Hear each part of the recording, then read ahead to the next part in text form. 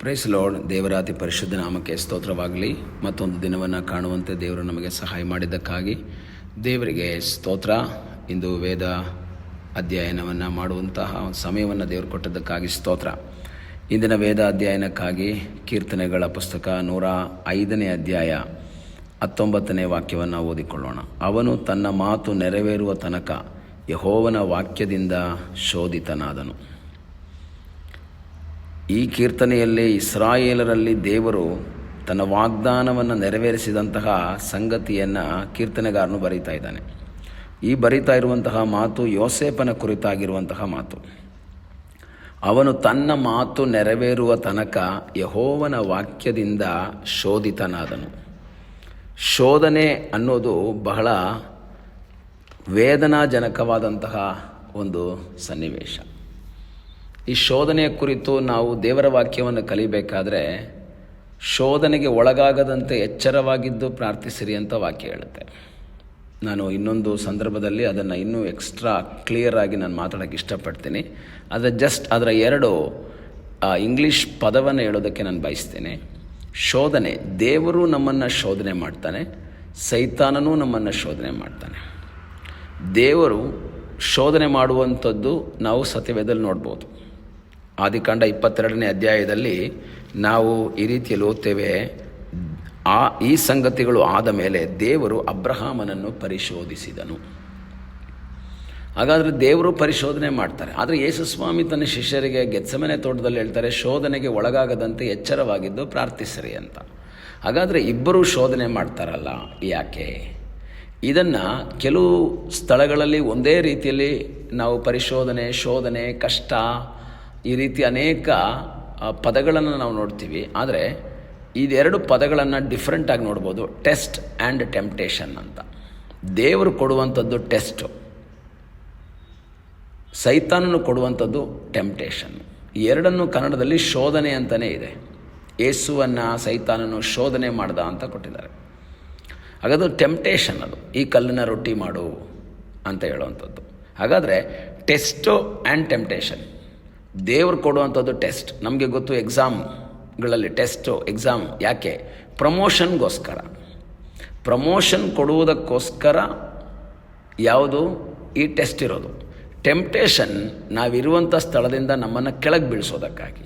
ಒಂದು ಅರ್ಥದಲ್ಲಿ ಹೇಳೋದಾದರೆ ಟೆಸ್ಟು ನಮ್ಮನ್ನು ಇರುವಂಥ ಸ್ಥಳದಿಂದ ಮೇಲಕ್ಕೆ ತಗೊಂಡು ಹೋಗೋದಕ್ಕೂ, ಟೆಂಪ್ಟೇಷನ್ ನಮ್ಮನ್ನು ಇರುವಂಥ ಸ್ಥಳದಿಂದ ಕೆಳಗೆ ತಗೊಂಡು ಹೋಗೋದಕ್ಕೆ.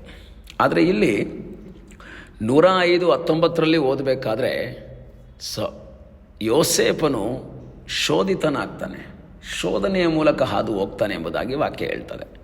ತನ್ನ ಮಾತು ನೆರವೇರುವ ತನಕ. ಅವನ ಜೀವಿತದಲ್ಲಿ ದೇವರು ಒಂದು ಕನಸನ್ನು ಕೊಡ್ತಾರೆ.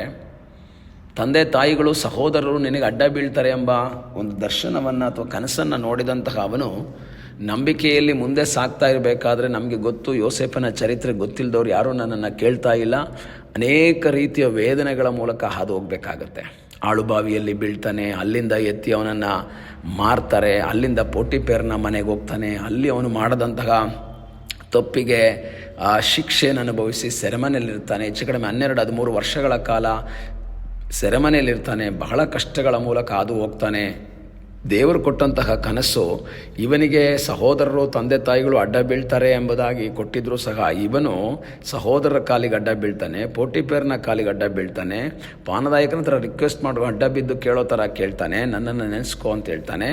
ಎಲ್ಲ ಸ್ಥಳಗಳಲ್ಲಿಯೂ ಸಹ ವಿರೋಧವಾದ ಕಾರ್ಯಗಳು ನಡೀತಾ ಇದೆ. ಕನಸಿಗೆ ಜಸ್ಟ್ ಆಪೋಸಿಟ್ ಆದಂತಹ ಕಾರ್ಯಗಳು ನಡೀತಾ ಇದೆ. ಅವನ ಜೀವಿತದಲ್ಲಿ ತುಂಬ ನಿರಾಶೆ ಆಗಿರ್ಬೋದು. ಆದರೆ ದೇವರು ಅವನನ್ನು ಶೋಧಿಸಿ ಎಲ್ಲಿಗೆ? ಆ ಐಗುಪ್ತ ದೇಶದ 2ನೇವನಾಗಿ ಮಾರ್ಪಡಿಸುವುದಕ್ಕಾಗಿ ಅವನು ಶೋಧಿತನಾದನೆಂಬುದಾಗಿ ವಾಕ್ಯ ಹೇಳುತ್ತೆ. ಇಂದು ನನ್ನನ್ನು ಕೇಳುವ ಪ್ರಿಯ ದೇವರ ಮಕ್ಕಳೇ, ನಿನ್ನ ಜೀವಿತದಲ್ಲಿ ಶೋಧನೆಗಳು ಬರ್ತಾ ಇದ್ದರೆ, ಒಂದರ ಮೇಲೊಂದು ಕಷ್ಟಗಳು, ಸಮಸ್ಯೆಗಳು ಬರ್ತಾ ಇದ್ದರೆ ನಾವು ತಿಳ್ಕೊಳ್ಬೇಕು, ಇದು ಟೆಸ್ಟಾ ಅಥವಾ ಟೆಂಪ್ಟೇಷನ್ನ? ಟೆಸ್ಟ್ ನನ್ನನ್ನು ಮೇಲೆ ತಗೊಂಡೋಗೋಕ್ಕೆ, ಟೆಂಪ್ಟೇಷನ್ ನನ್ನನ್ನು ಕೆಳಗಿಳಿಸೋದಕ್ಕೆ. ಸೈತಾನನು ಟೆಂಪ್ಟೇಷನ್ ತರುವಾಗ ದೇವರು ಟೆಸ್ಟನ್ನು ಕೊಡ್ತಾನೆ. ಅಬ್ರಹಾಮನ ಜೀವಿತದಲ್ಲುಂಟಾದಂತಹ ಪರಿಶೋಧನೆ ಅವನನ್ನು ಇನ್ನೂ ಹೆಚ್ಚು ದೇವರ ಹತ್ರಕ್ಕೆ ನಡೆಸುವುದಕ್ಕಾಗಿ ಬಂತು. ಯೋಸೇಫನ ಜೀವಿತದಲ್ಲಿ ಒಂದೊಂದೇ ಶೋಧನೆಗಳು ಬಂದದ್ದು ಅವನನ್ನು ಐಗುಪ್ತ ದೇಶದ ಸರ್ವಾಧಿಕಾರಿಯಾಗಿ ಮಾರ್ಪಡಿಸುವುದಕ್ಕಾಗಿ. ಒಂದು ವೇಳೆ ಇಂದು ನಿನ್ನ ಜೀವಿತದಲ್ಲಿ ಶೋಧನೆಗಳು, ಇಕ್ಕಟ್ಟುಗಳು, ಕೊರತೆಗಳು, ರೋಗಗಳು, ನಿರಾಶೆಗಳು ಬರ್ತಾ ಇದ್ದರೆ ದೇವರ ಸನ್ನ ಒಪ್ಪಿಸಿಕೊಟ್ಟು ಪ್ರಾರ್ಥಿಸು. ಕರ್ತನೇ, ನಾನು ಇದರಲ್ಲಿ ಸೋತೋಗಬಾರ್ದು, ನಾನು ಜಯಿಸಬೇಕು ಸ್ವಾಮಿ. ಟೆಸ್ಟಲ್ಲೂ ನಾವು ಸೋಲ್ಬಾರ್ದು, ಟೆಂಪ್ಟೇಷನ್ನಲ್ಲೂ ನಾವು ಸೋಲ್ಬಾರ್ದು, ಎರಡರಲ್ಲೂ ಜಯ ಹೊಂದಬೇಕೆಂಬುದಾಗಿ ವಾಕ್ಯವನ್ನು ನಾವು ತಿಳ್ಕೊಳ್ಬೇಕಾದ್ರೆ ನಮಗೆ ಗೊತ್ತಾಗ್ತದೆ. ಈ ದಿವಸಗಳಲ್ಲಿ ಕರ್ತನಿಗೆ ಹೇಳೋಣ, ಸ್ವಾಮಿ ನಾನು ಜಯಶಾಲಿಯಾಗಿ ನಿಲ್ಲಬೇಕು. ಯಾವ ಸನ್ನಿವೇಶಗಳ ಮೂಲಕ ಹಾದು ಹೋದರೂ ಸಹ ನಿನ್ನ ಮಾತು ನೆರವೇರ್ತದೆ ಅಂತ ನನಗೆ ಗೊತ್ತು ಸ್ವಾಮಿ. ದೇವರು ಕೊಟ್ಟಂಥ ವಾಗ್ದಾನ ನೆರವೇರ್ತದೆ, ದೇವರು ಕೊಟ್ಟಂತಹ ಮಾತುಗಳು ತಕ್ಕ ಸಮಯದಲ್ಲಿ ನೆರವೇರ್ತದೆ. ಯೋಸೇಫನಿಗಾಗಿ ಸನ್ನಿವೇಶಗಳನ್ನು ಉಂಟು ಮಾಡಿ ಅವನನ್ನು ಆ ಉನ್ನತ ಸ್ಥಾನಕ್ಕೆ ತಂದಂತಹ ದೇವರು ನಿನಗಾಗಿ ಅದ್ಭುತವನ್ನು ಮಾಡ್ತಾನೆ. ನಂಬಿಕೆಯಿಂದ ಪ್ರಾರ್ಥನೆ ಮಾಡೋಣ, ಕಣ್ಣುಗಳನ್ನ ಮುಚ್ಚೋಣ, ಪ್ರಾರ್ಥಿಸೋಣ. ನಮ್ಮನ್ನು ಬಹಳವಾಗಿ ಪ್ರೀತಿ ಮಾಡುವ ಪರಲೋಕದ ತಂದೆಯಾದ ದೇವರೇ, ಈ ಸಮಯಕ್ಕಾಗಿ ನಿನಗೆ ಸ್ತೋತ್ರ. ಅಪ್ಪ ದೇವರೇ, ನಮ್ಮ ಜೀವಿತದಲ್ಲಿ ಬರುವಂಥ ಶೋಧನೆಗಳಲ್ಲಿ ನಾವು ಸೋತು ಹೋಗದೆ, ಬಿದ್ದು ಹೋಗದೆ, ನಿರಾಶರಾಗದೆ, ಗುಣಗುಟ್ಟದೆ, ಪ್ರಾರ್ಥನಾ ಪೂರ್ವಕವಾಗಿ ದೇವರೇ ನಿನ್ನ ವಾಗ್ದಾನ ನೆರವೇರುವಂಥ ಸಮಯದವರೆಗೂ ನಂಬಿಗಸ್ತರಾಗಿ ಕಾಯುವ ಹಾಗೆ ದೇವರೇ ನಮಗೆ ಕೃಪೆ ಮಾಡು. ಪ್ರಾರ್ಥನೆಯನ್ನು ಕೇಳಿದ್ದಕ್ಕಾಗಿ ಸ್ತೋತ್ರ. ಯೇಸುವಿನ ಮುದ್ದಾದ ಹೆಸರಿನಲ್ಲಿ ಬೇಡಿಕೊಳ್ಳುತ್ತೇವೆ ನಮ್ಮ ಪ್ರೀತಿಯ ತಂದೆಯೇ. ಆಮೇನ್. God bless you.